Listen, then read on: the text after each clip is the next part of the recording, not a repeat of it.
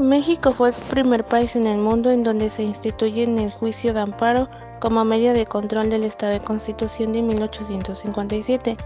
Fue durante 1840, cuando Yucatán se separó del Estado mexicano, principalmente por haberse instalado en México de forma del Estado centralista en 1836, con la entrada en vigor de la Constitución de 1836, impulsada por los federalistas en Yucatán. Se arguyó que se había roto el pacto federal establecido en 1824.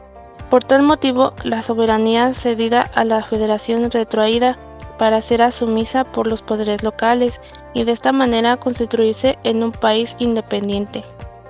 Así como en el control jurisdiccional en la Constitución surgió en Yucatán en 1841 a través de la incorporación de un catálogo de derechos humanos y la instauración del juicio de amparo como medio de protección de tales derechos de su propia Constitución. Las aportaciones atribuidas en el Crescencio Rejón Resist en él propuso que el amparo tuviera dos vertientes. En una de ellas sería en los tribunales de la primera instancia y la segunda en la Suprema Corte de la Justicia de la Nación.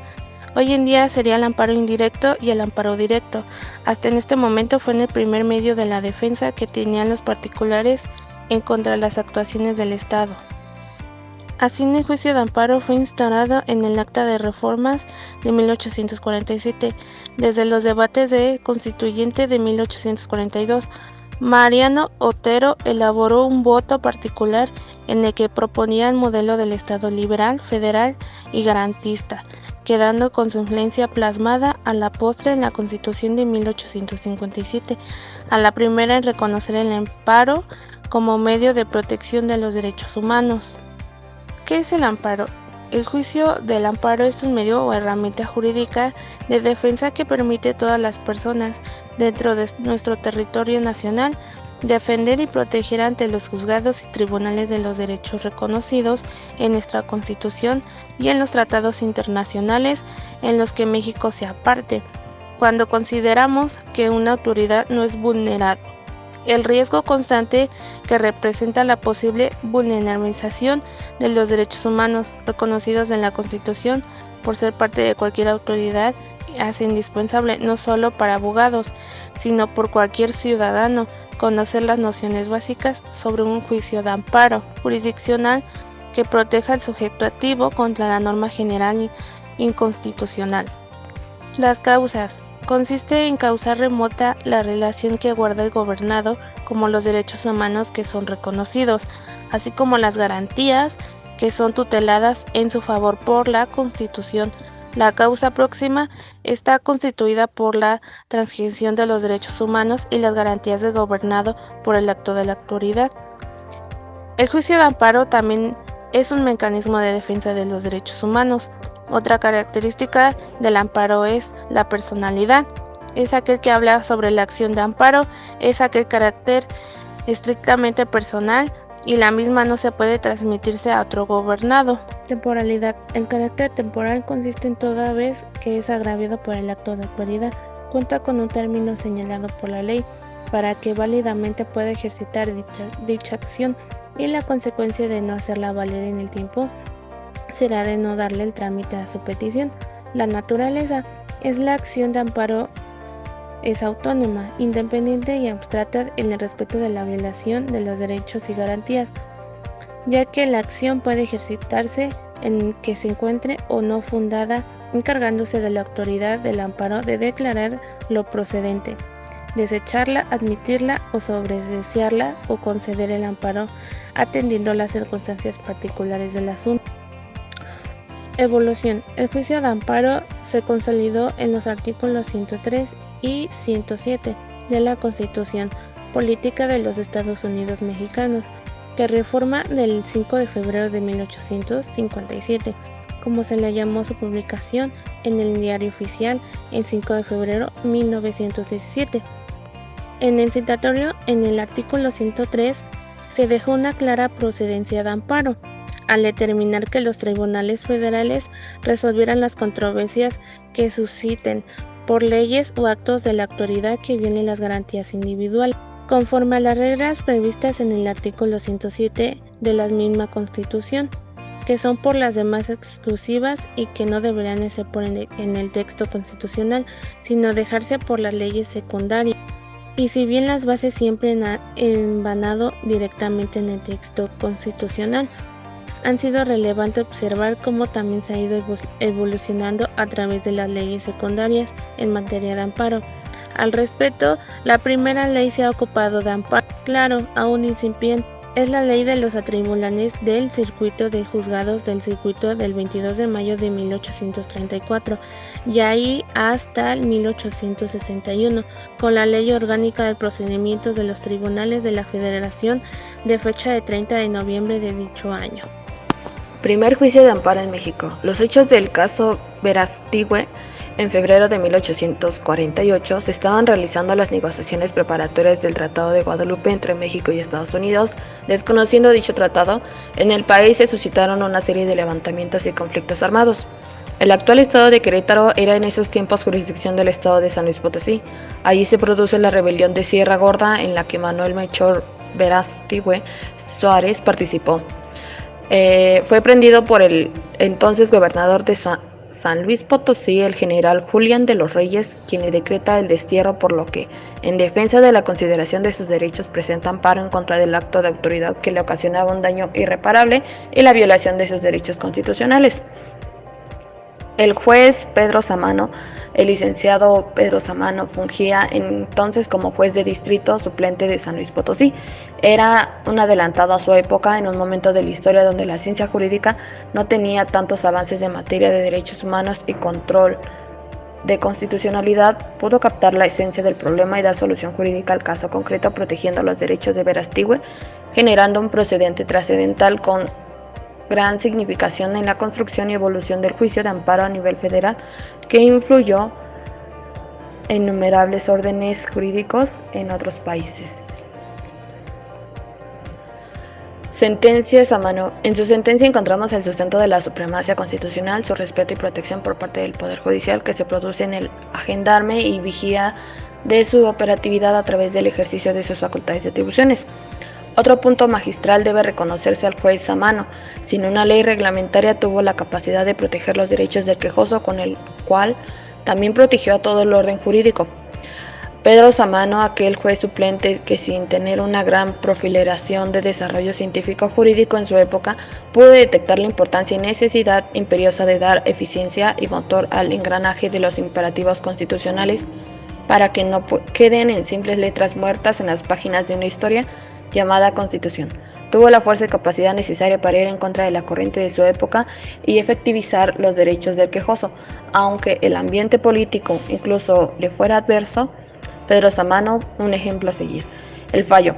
Se cita el ejemplar fallo en San Luis Potosí en agosto del 13 de 1949, visto el antecedente dictamen y teniendo presente el artículo 25 del Acta de Reformas, impone al juzgado de mi cargo la obligación de amparar a cualquier ciudadano contra los ataques violentos, ya sea de los supremos poderes de la nación, ya sea de los estados, que la circunstancia de no haberse reglamentado del modo y términos en que tal producción debe disponerse no es ni puede ser obstáculo para cumplir con ese grado de deber, porque a nadie debe ocultarse el modo de sustanciar un expediente que, de no dar cumplimiento al citado artículo, resultaría una contravención del objeto y fin de los legisladores se propusieron, menos que una muy notable infracción que incusamente haría responsable al que la cometiera, que una ley desde el momento que se publicara debe ser obligatoria, no respetándose en ella lo contrario, como dice muy bien el asesor, y que por lo mismo se ha podido ni puede dejar de cumplir con la referencia a disposición constitucional, a pesar de las razones que expresa el señor gobernador del estado en la comunicación que dirigió a este juzgado el 4 del corriente conducto a su secretaría, por no ser suficiente por observar que demanda la ley con objeto de proteger las garantías individuales, y siendo como es cierto que el mismo señor gobernador expidió contra Manuel la orden de destierro que motivó el curso que ha dado lugar a la formación de antecedentes actuaciones contraviniendo a lo dispuesto en el Supremo Gobierno de la Unión a consecuencia de la ley el 24 de abril del corriente año. Principios fundamentales del juicio de amparo. Para este trabajo se tomará en cuenta la clasificación que distingue de 5 principios fundamentales del juicio de amparo. Principio de instancia de la parte. señala que el juicio de amparo solo puede iniciar mediante el ejercicio de la acción. Como su nombre lo indica, a petición de la parte excluye la posibilidad de que el amparo inicie su curso de forma oficiosa. El principio de la instancia de la parte se encuentra en su fundamento en el artículo 107, fracción 1 de la Constitución Política de los Estados Unidos Mexicanos. El principio de agravio de personal y directo establece que la persona que promueve el juicio de amparo debe ser aquella que, en su concepto, sufre la violación de los derechos fundamentales provocada por un acto de autoridad. Este principio también se desprende del artículo 107, fracción 1 de la Constitución mexicana. Principio de la definidad del acto reclamado. El juicio de amparo es un medio extraordinario de defensa. Es de la idea que deriva del principio de la definidad del acto reclamado, que significa que el juicio del amparo solo procede contra actos definitivos, es decir, de aquellos respecto a los cuales no hay un juicio, recurso o medio ordinario de defensa, susceptible a revocarlo, anularlo o modificarlo. Principio de abstracto del derecho. Describe que el juez debe de estudiar la constitucionalidad del acto reclamado a la luz de los argumentos expuestos con los conceptos de la violación, y así se trata de resolverlo un recurso del revisor que limite a apreciar tal resolución tomando en cuenta solo los agravios. El principio de abstracto del derecho tiene diversas excepciones, reunidas todas ellas dentro de la supremacía de la queja indeficiente del artículo 76 de la Ley de Amparo. Señala cuáles son los casos del juez de amparo, debe de suplir la queja o estudiar el acto reclamado, en su caso, declarar la inconstitucionalidad con la independencia de los argumentos que hayan sido formulados. Principio de la relatividad de la sentencia.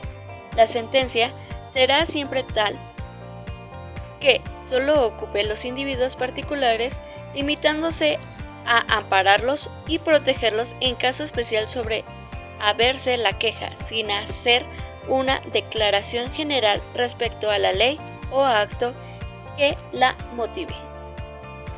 Esto concierne el carácter relativo de la supremacía del amparo. También se le conoce como la fórmula Otero. Actualmente se reconoce que el principio de la relatividad de la sentencia puede crear situaciones de inequidad o desigualdad entre las personas, puesto aquellas que no haber estado en la posibilidad de acudir al juicio de amparo están obligadas a cumplir con leyes o actos de la autoridad declarados inconstitucionales. Leyes que regulan el juicio de amparo. La Ley de Amparo Reglamentaria de los artículos 103 y 107 de la Constitución Política de los Estados Unidos Mexicanos. Artículo 103. Los tribunales de la Federación resolverán toda controversia que suscite. 1. Por normas generales, actos u omisiones de la autoridad que violen los derechos humanos reconocidos y las garantías otorgadas por una protección de esta Constitución, así como los tratados internacionales en los que el Estado mexicano sea parte. 2. Por normas generales o actos de autoridad federal que vulneren o restrinjan la soberanía de los estados o la atmósfera de competencia del Distrito Federal. 3. Por normas generales o actos de autoridades de los estados o del Distrito Federal que invadan la esfera de competencia de la autoridad federal. Artículo 107. Las controversias que habla el artículo 103 de esa Constitución, con excepción de aquellas de materia electoral, que se sujetan a procedimientos que determina la ley reglamentaria, de acuerdo con las bases siguientes. 1. El juicio de amparo siempre seguirá con la instancia de la parte agraviada, teniendo tal carácter que induce ser titular de un derecho o un interés legítimo, individual o colectivo, siempre que albergue el acto reclamado que viola los derechos reconocidos por esta Constitución, y con ello se afecte la esfera jurídica, ya sea de manera directa o virtud de su especialidad, situación en frente al orden jurídico, tratándose de los actos o resoluciones provenientes de los tribunales judiciales, administrativos o del trabajo. El quejoso deberá de acudir a ser titular con un derecho subjetivo que afecte de manera personal y directa. El juicio de amparo deberá sufrirse a diferencia de los conceptos de violación o agravios de acuerdo a que disponga la ley reglamentaria. Recursos en el juicio de amparo. El artículo 80 de la Ley de Amparo, vigente en el presente año, se refiere a que existen y solo se admiten 4 recursos para el juicio de amparo, que son el recurso de revisión, el recurso de queja, el recurso de reclamación y el recurso de inconformidad. El primer recurso, que es el recurso de revisión, viene en el artículo 81, que dice que procede de 2 formas, el amparo indirecto y el amparo directo. El amparo indirecto viene con 5 resoluciones. Y el amparo directo dice que solo es en contra de las sentencias que resuelvan sobre la constitucionalidad de normas generales que establezca nuestra Constitución Política Mexicana y o omitan decidir sobre tales cuestiones cuando hubieran sido planteadas. Esto es siempre a juicio de la Suprema Corte de Justicia de la Nación. El artículo 83 dice que la única competente es la Suprema Corte de Justicia de la Nación para conocer el recurso de revisión contra las sentencias dictadas en la audiencia constitucional. El artículo 81 dice que el recurso de revisión se interpondrá por escrito en el que se expresen los agravios que cause la resolución impugnada. El segundo recurso es el recurso de queja. Viene en el artículo 97 de la misma ley y procede con 7 puntos. Inciso A a inciso H. Procede también en amparo directo, que dice que tratándose de la autoridad responsable en los siguientes casos: cuando omita o tramite la demanda de amparo, cuando no provee sobre la suspensión dentro del plazo legal, contra la resolución que decida el incidente de reclamación de daños y perjuicios, y cuando niegue al quejoso su libertad caucional o cuando las resoluciones que dicte sobre la misma materia causen daños o perjuicios. El artículo 98 dice que el plazo para la interposición del recurso de queja es de 5 días, aunque tiene 2 excepciones. Excepción 1, de 2 días hábiles cuando se trate de suspensión de plano o provisional. Excepción 2, en cualquier tiempo cuando se omita a tramitar la demanda de amparo, la misma materia causen daños o perjuicios a alguno de los interesados. El tercer recurso, que es el de recurso de reclamación, procede de 3 artículos, el artículo 104, 105 y 106 de la misma ley. El artículo 104 dice que el recurso de reclamación es procedente contra los acuerdos de trámite dictados por el presidente de la Suprema Corte de Justicia de la Nación o por los presidentes de sus salas o de los tribunales. Dichoso recurso se podrá interponer por cualquiera de las partes por escrito en el que se expresan agravios dentro del término de 3 días siguientes, al que insurta sus efectos a la notificación de la resolución impugnada. En contra del acuerdo que desecha el recurso de revisión en amparo directo, no procede medio de impugnación alguno. El artículo 105 dice que el órgano jurisdiccional que debe conocer del asunto resolverá en un plazo máximo de 10 días. El potente será un ministro o magistrado distinto de su presidente. El artículo 106 dice que la reclamación fundada deja sin efectos el acuerdo recurrido y obliga al presidente que lo hubiera emitido a dictar que él corresponda. El último recurso es el recurso de inconformidad, que ocupa los artículos 201, 202 y 203. El artículo 201 dice que el recurso de inconformidad procede con 4 puntos. El artículo 202 dice que el recurso de inconformidad podrá interponerse por el quejoso o en su caso por el tercero interesado o el proveniente de la denuncia, a que se refiere el artículo 210 de esta ley, mediante escrito presentado por conducto del órgano judicial que haya dictado la resolución impugnada. El artículo 203 dice que el órgano jurisdiccional, sin decidir sobre la admisión del recurso de inconformidad, remitirá el original del escrito, así como los autos del juicio al Tribunal Colegiado de Circuito, el cual resolverá allegándose de los elementos que estime convenientes. Tipos de amparo y sus funciones. En México existe un solo juicio de amparo. Sin embargo, este cuenta con 2 vías de tramitación, es decir, las vías de tramitación son un conjunto de reglas y principios y procedimientos que rigen la substancia del juicio. Dichas vías son la indirecta y directa. El amparo directo o vía indirecta es aquel que procede contra las normas generales, actos o omisiones administrativos, actos o omisiones jurisdiccionales, siempre y cuando no constituyan una resolución definitiva que pongan al fin al juicio. Ejemplo de ello es la omisión que tiene la autoridad de no darle el debido seguimiento a un determinado juicio, haciendo que éste se alargue, se estanque, provocando la inconformidad de las partes pertenecientes al juicio de origen, violentando con ello el derecho constitucional con el que contamos a que se nos administre la justicia de manera pronta, completa e imparcial. El amparo directo o vía directa procede contra las sentencias o resoluciones definitivas o laudos que pongan fin al juicio o procedimiento, resolviéndolo o haciéndolo de que el juicio termine de manera anticipada. En materia penal procede cuando se violentan las leyes del procedimiento con transcendencia a las defensas del quejoso. El juicio de amparo tiene como finalidad la protección de las garantías del gobernado y el régimen competencial existen entre las autoridades federales y de los estados. Extiende su tutela con la Constitución a través de la garantía de legalidad consagrada en el artículo 16 y dentro de estos tipos de juicio de amparo implica uno que es el quejoso, significa que es el titular de derecho de interés legítimo, el cual resulta afectado por un acto u omisión por parte de la autoridad responsable o una norma que viole sus derechos humanos.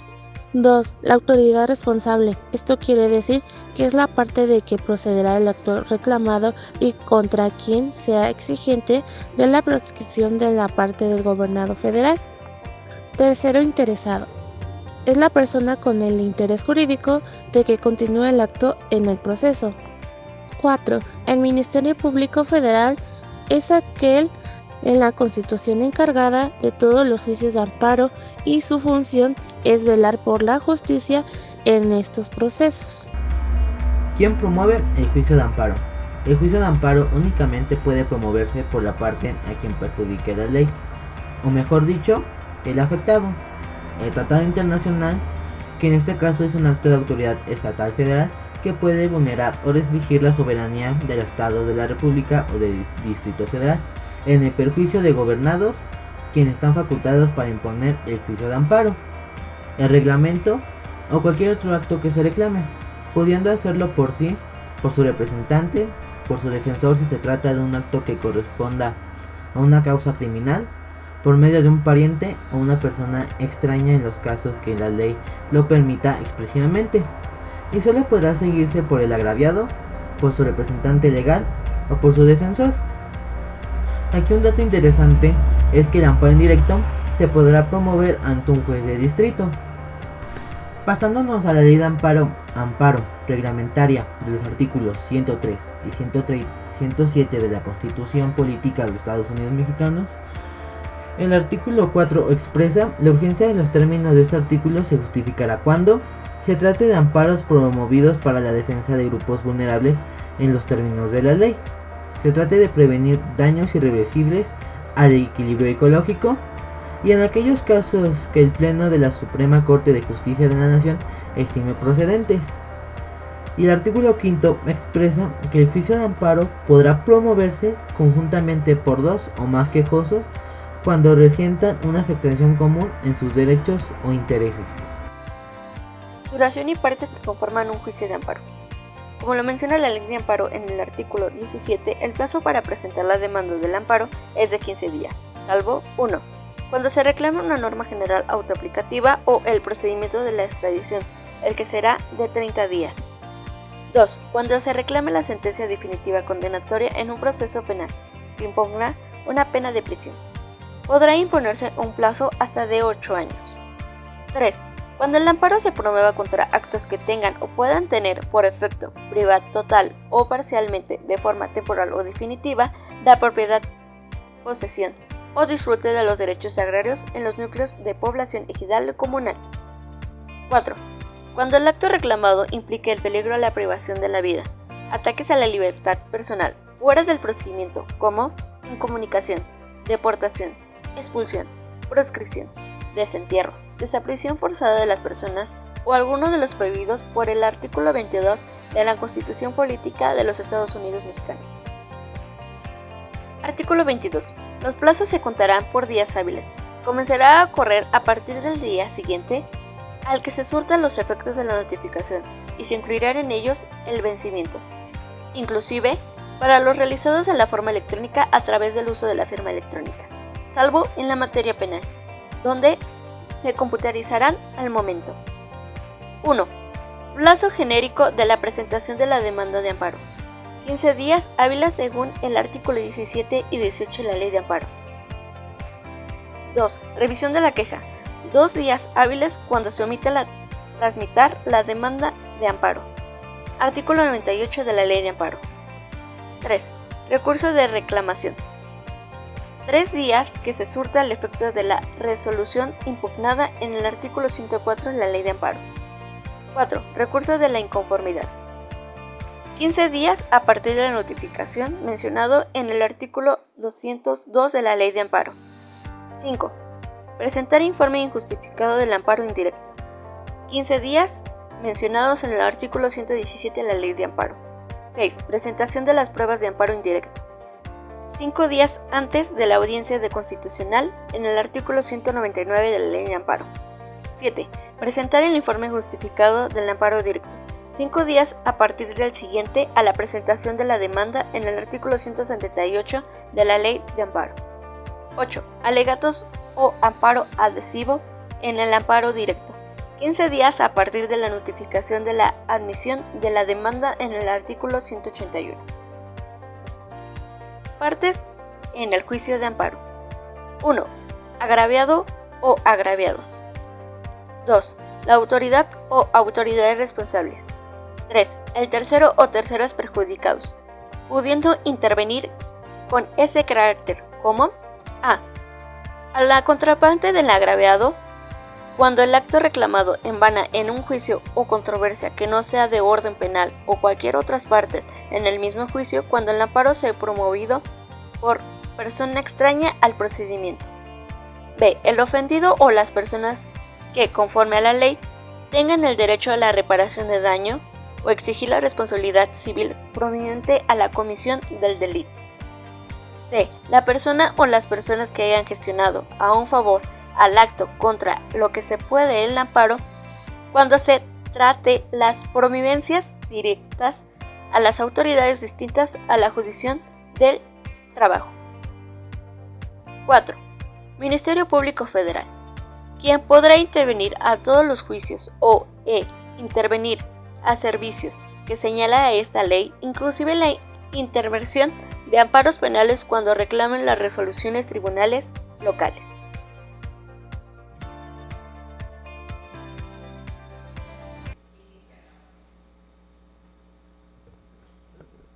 Hoy, 7 de marzo del año 2019, nos encontramos reunidos a fin de llevar a cabo la audiencia de cumplimiento de ejecutoria de amparo derivada a la carpeta auxiliar 44/2018, que es la de impugnación del no ejercicio de la acción penal, la cual será presidida por la maestra en Derecho Silvia Verónica Solís Lizama. Se le pide a los presentes ponerse de pie para recibir a su señoría.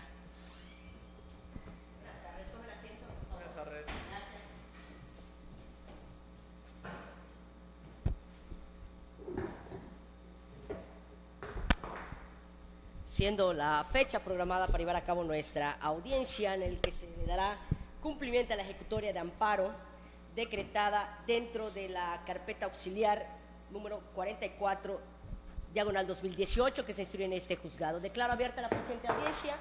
Le voy a pedir por favor a las partes que procedan a identificarse e individualizarse, iniciando con el agente del Ministerio Público, por favor. Gracias, señoría. Licenciado Abraham Alcocer Romero, agente del Ministerio Público, adscrito a la Fiscalía General del Estado, con datos para notificación ya registrados en la administración de este juzgado. Por parte del asesor jurídico, por favor. Héctor Gerardo Ruiz García, apoderado legal. Gracias. Asesor jurídico. Sí, señoría. El licenciado Alejandro Pérez Pereira, asesor jurídico de la víctima, con datos ya registrados en la presente carpeta. Bien, gracias. En términos de lo que dispone el numeral 54 del Código Nacional de Procedimientos Penales, que han debidamente identificados quienes comparecen en esta audiencia, se les reconoce su personalidad como antecedente de la carpeta auxiliar en cita, denotando también la suscrita que quedaron debidamente notificados quienes tienen la calidad de investigados en este asunto penal, conforme a la lista de estrados de fecha 7 de marzo del año 2019, Quedaron debidamente notificados quienes tienen la calidad de imputados, quienes lo son los ciudadanos Roberto Borges Angulo, Sonia Magali Achach Solís, Sonia Magali Ayuso Achach, José Alonso Ayuso Borges, María José Ayuso Achach, Elda Candelaria Ayuso Achach, José Ayuso Achach, Gerardo Rodríguez Herrera Sansores y Paulina García Achach. Esto como antecedente de la carpeta auxiliar, por lo tanto se reúnen los requisitos de legalidad para el desahogo de esta audiencia. Además de que esta audiencia se generó con motivo del requerimiento realizado por el órgano federal a la suscrita a través del oficio número 3352/2019-3C, remitido o requerido por el juez octavo de distrito en el estado de Quintana Roo, en el que causa ejecutoria la resolución decretada por el mismo. Esto derivado del recurso de revisión interpuesto por los citados investigados en autos del TOCA 472/2018.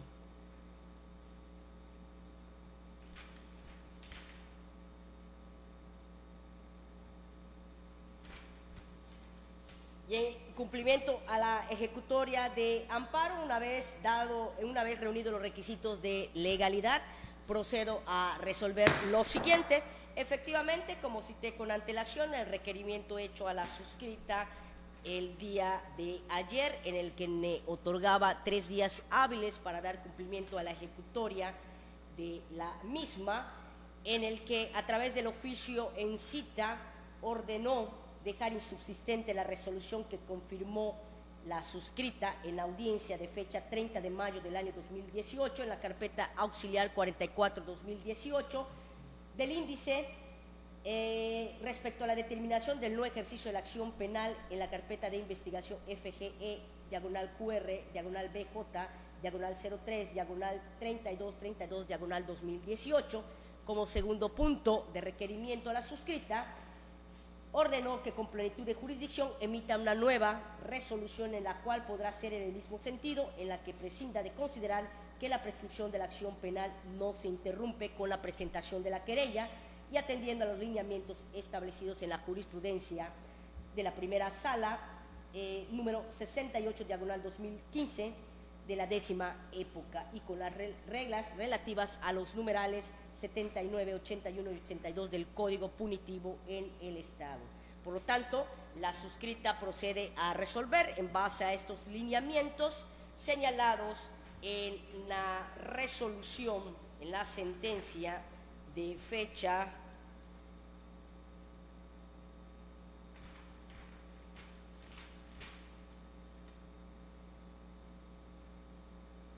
5 de octubre del año 2018 por el juez octavo de distrito en el estado de Quintana Roo en autos del juicio de amparo 38/2018, que fuera promovido por el licenciado Alejandro Pérez Pereira en su carácter representante legal de la parte quejosa ante la suscrita en contra actos de resolución de la suscrita. Por lo tanto, siguiendo los lineamientos ya citados con antelación en la resolución en cita, procede la suscrita a resolver lo siguiente. De primera cuenta, se deja insubsistente la resolución de fecha 30 de mayo del año 2018, dictada en la carpeta auxiliar 44/2018, en el que la suscrita confirmó la determinación de no ejercicio de la acción penal decretada o resuelta por el órgano ministerial en fecha 18 de marzo del año 2018 en la carpeta de investigación FGE-BJ-QR-03-3232/2018 por el hecho que la ley señala como los delitos de fraude y despojo cometido en agravio de los ciudadanos María Dolores Casares Jiménez y Faustino Vázquez Plata en contra de los ciudadanos Roberto Borges Angulo, Sonia Magali Achach Solís, Sonia Magali Ayuso Achach, José Alonso Ayuso Borges, María José Ayuso Achach, Elda Candelaria Ayuso Achach, José Ayuso Achach, Gerardo Rodríguez Herrera Sansores y Paulina García Achach. Una vez que ha decretado la suscrita dejar insubsistente dicha resolución, como requirió el órgano federal, como segundo punto y con plenitud de jurisdicción, la suscrita procede a resolver lo siguiente. De la misma manera, siguiendo los lineamientos establecidos en dicha resolución federal, así como lo establecido en la jurisprudencia de la primera sala de la Suprema Corte de Justicia de la Nación, con número de sentencia 68/2015 de la primera sala, con las reglas relativas en los numerales 79, 81 y 82 del Código Penal vigente en el estado de Quintana Roo.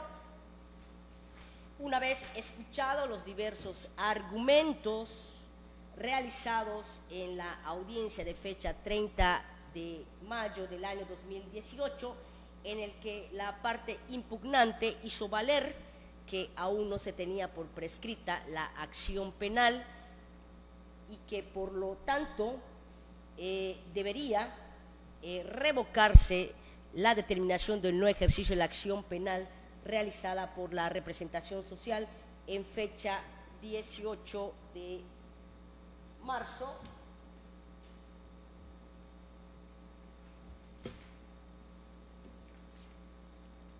del año 2018 a través de su determinación del no ejercicio de la acción penal. Es pertinente citar que le asiste la razón al asesor jurídico y a quien representa como con la calidad de representante legal de los ciudadanos, María Dolores Casares Jiménez y Faustino Vázquez Plata, respecto a que si se encontraban dentro de los plazos establecidos para el ejercicio de la acción penal a realizar por la representación social, quien debió en su caso realizar diversos actos de investigación para en su caso poder determinar si ejercitaba o no la acción penal.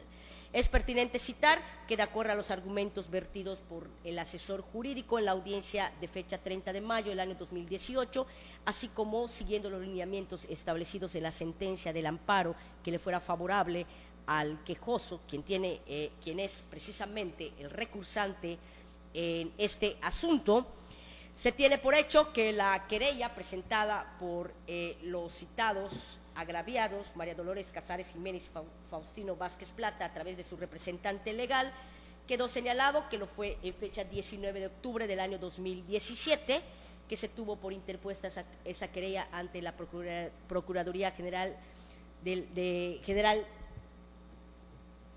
y que fue por los hechos que la ley señala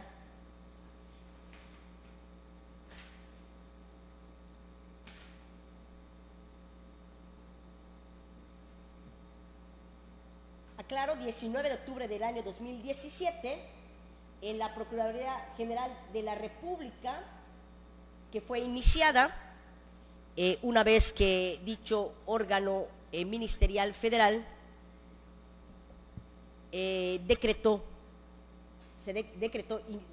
declaró incompetente para conocer, remitió dicha querella a la Fiscalía General del Estado, dando por inicio la carpeta de investigación en fecha 25 de enero del año 2018, siendo en su caso que la representación social del fuero común determinó el no ejercicio de la acción penal en fecha 18 de marzo del año 2018, haciendo valer que había prescrito la acción penal en razón de que se había interpuesto la querella fuera de los términos establecidos en los numerales 79, 81 y 82, 83 y 82 del Código Penal vigente en el Estado, procediendo a determinar el no ejercicio de la acción penal en fecha 18 de marzo del año 2018, que fuera notificado a la parte recursante el día 4 de abril del año 2018. Siguiendo los lineamientos del órgano federal y en base a lo que establece la sentencia citada con antelación y también la jurisprudencia y lo que prevén los numerales 79, 81 y 82 del Código Punitivo, la suscrita procede a decretar en su caso que efectivamente le asiste la razón al asesor jurídico, se encuentran dentro de los plazos establecidos por dichos numerales para, en su caso, ejercitarse la acción penal. Por lo tanto, debió la representación social realizar actos de investigación pertinentes, puesto que no había, en su caso, prescrito esta acción penal, debió abocarse la representación social a realizar actos de investigación y, en su caso, considerar si ejercitaba acción penal o no. Por lo tanto, la suscrita, bajo estos lineamientos, procede a revocar la resolución o la determinación de no ejercicio de la acción penal decretada por la representación social en fecha 18 de marzo del año 2018. Esto conforme a lo que prevé el numeral 258 del Código Nacional de Procedimientos Penales, que es facultad del órgano jurisdiccional resolver en este sentido. Esto es relativo a la carpeta de investigación PGE, diagonal QR, diagonal BJ, diagonal 03, diagonal 3232, diagonal 2018, por los hechos que la ley señala como los delitos de fraude y despojo, que fuera cometido en agravio de los ciudadanos María Dolores Casares Jiménez, Faustino Vázquez Platas, quien fueran representados por el ciudadano Héctor Gerardo Ruiz García, y en contra de los ciudadanos Sonia Magali Ayuso Achach, José Alonso Ayuso Borges, María José Ayuso Achach, Elda Candelaria Ayuso Achach, José Ayuso Achach, Gerardo Rodríguez Herrera Sansores y Paulina García Achach, para que el órgano jurisdiccional, como se virtió en la audiencia de fecha 30 de mayo del año 2018, respecto a los argumentos y manifestó la propia representación social que no realizó ningún acto de investigación, que únicamente se concretó a analizar respecto a la prescripción de la acción penal, considerando que fue ocioso en su caso realizar actos de investigación.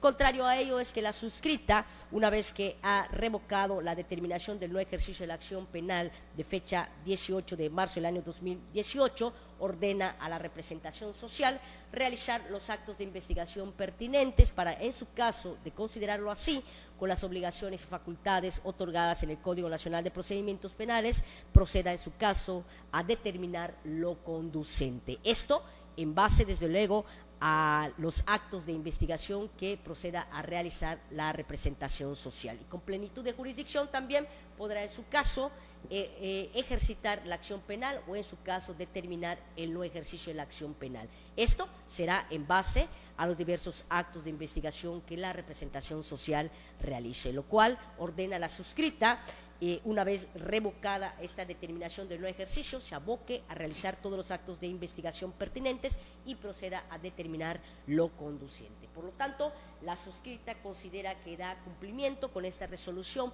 a los lineamientos exigidos en el juicio de amparo 38 diagonal 2018, derivada de la instruida ante el juez octavo de distrito en el estado, que fuera recursable a través de la revisión recaída en el TOCA 472 diagonal 2018,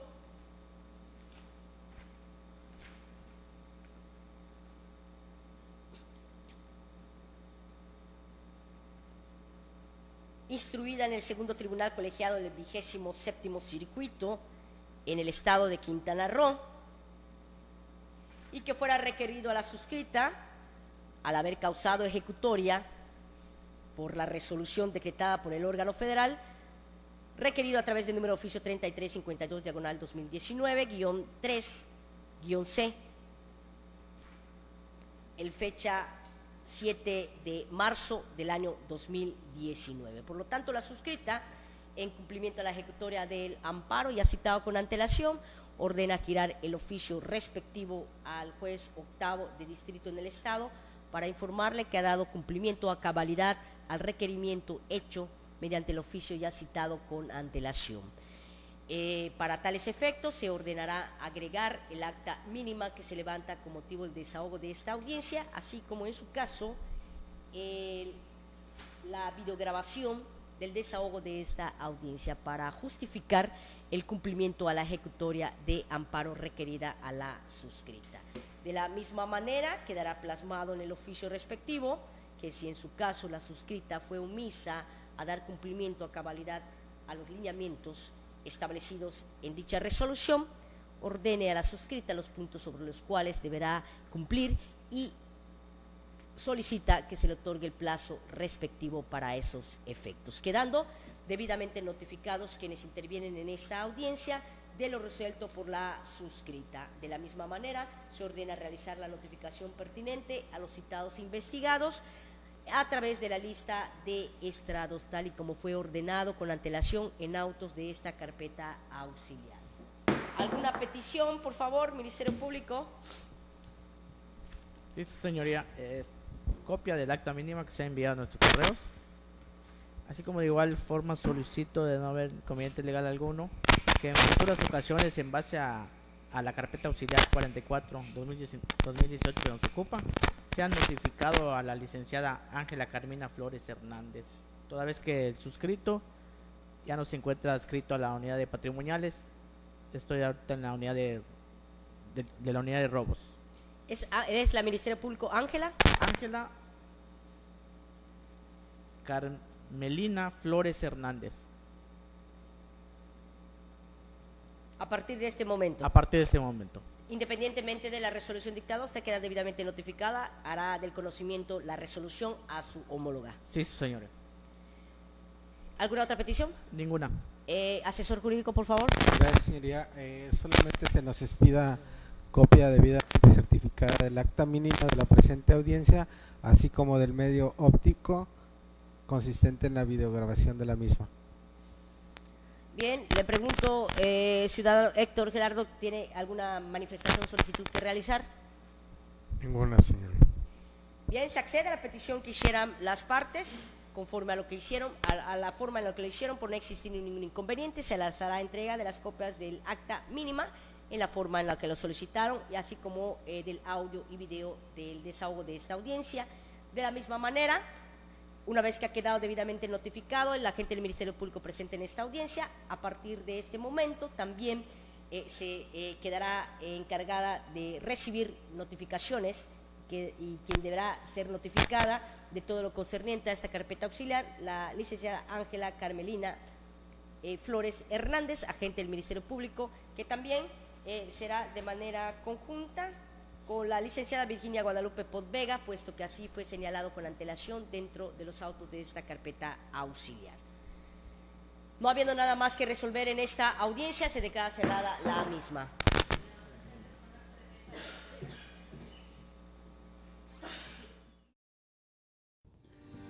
Modelo de redacción de amparo directo. Como nos muestra el siguiente ejemplo, podemos dividir este modelo de redacción en 4 partes. En la primera parte encontramos información tanto del tribunal como del quejoso y del abogado que tiene a cargo este caso, así como su cédula profesional. Posteriormente, como en este ejemplo nos indica, concluye la primera parte con la siguiente redacción. Ante este tribunal comparezco y expongo que vengo a pedir el amparo y protección de la justicia de la Unión en contra de las autoridades y actos que enseguida indico, por lo que ajustándome a los preceptos que rigen el presente juicio de garantías expreso. Aquí es donde inicia la segunda parte de la redacción, que son los antecedentes. En este apartado se redacta el motivo por el cual fue acusado y sentenciado el quejoso. Como ejemplo, tenemos la siguiente redacción. El Ministerio Público me ha acusado del delito de fraude y solicitó al ciudadano juez de lo penal del Distrito Federal se girara orden de aprehensión en mi contra como presunto responsable del delito de fraude previsto y sancionado por el artículo 386 del Código Penal del Distrito Federal. Posteriormente encontramos la tercera parte, que es conceptos de violación, y en este apartado se redacta las violaciones que se llevaron a cabo en el proceso, como el ejemplo a continuación. Inciso 1. Los responsables violan en mi perjuicio las garantías de legalidad, seguridad y libertad consagradas en el artículo 14 de la Constitución Federal, porque tratan de privarme de mi libertad personal y de mis derechos sin que el juicio que se me siguió se haya cumplido las formalidades esenciales del procedimiento. Así llegamos a la cuarta parte que definimos como suspensión provisional y definitiva, en la cual en ese apartado se solicita que se haga válido o se conceda dicha petición, como se los mencionaré en el siguiente ejemplo. Solicito que me conceda la suspensión provisional y en su oportunidad definitiva de los actos reclamados por el efecto de que las cosas se mantengan en el estado en que se encuentran hasta que se dicte la resolución correspondiente en el presente juicio de garantías. Y es así como finalizamos la redacción de este modelo de amparo directo. 5 aspectos relevantes del amparo. 1. El amparo puede promoverse no solamente por violaciones constitucionales, sino también cuando se hayan violado derechos previstos en los tratados internacionales. 2. El amparo ahora procede no solamente por la autoridad que haga, sino también por lo que deja de hacer. Cualquier persona afectada podrá reclamar una omisión ante el juez federal. 3. Los escritos dentro del juicio del amparo se podrán interponer por medio de papeles físicos o por vía electrónica. 4. El amparo puede promover para pedir protección no solamente de los derechos individuales, sino también de los intereses colectivos. Eso es una buena noticia para los grupos consumidores y para quienes defienden el medio ambiente. 5. No solo se otorga la suspensión del acto de la autoridad contra el que impone el amparo, cuando se afecte de manera significativa el interés público. 6 razones para estudiar la maestría en amparo. Profundizar las bases constitucionales legales del amparo, además de conocer el fondo de desarrollo jurisdiccional del contenido. Alcances del juicio de amparo como medio de protección a los derechos humanos. 2. Adquirir ese conocimiento práctico y útil para promover juicios, a lo que aumentará tu índice de resultados de casos ganadores en el ejercicio profesional. O sea, práctica, práctica y más práctica. 3. Obtendrás información útil y consejos para redactar demandas, contestaciones, recursos y elaborar conceptos de violación a través del dominio de más novedosas técnicas de argumentación e interpretación. Podrás darle contenido concreto a los estándares nacionales e internacionales en la materia de los derechos humanos. 4. Desarrollarás técnicas de litigación debido a la estructura de metodología para identificación de un problema y promover soluciones efectivas. 5. Mediante el análisis del estudio y casos reales podrás aumentar tu razonamiento jurídico, lo que te permitirá tener una visión integral en las figuras jurídicas del amparo y práctica forense. 6. Convivirás con juristas más destacados en México. Te apoyarán y te guiarán para la realización de prestaciones y continuaciones de la aula excelentes compañeros, creación de una importante red de contactos profesionales.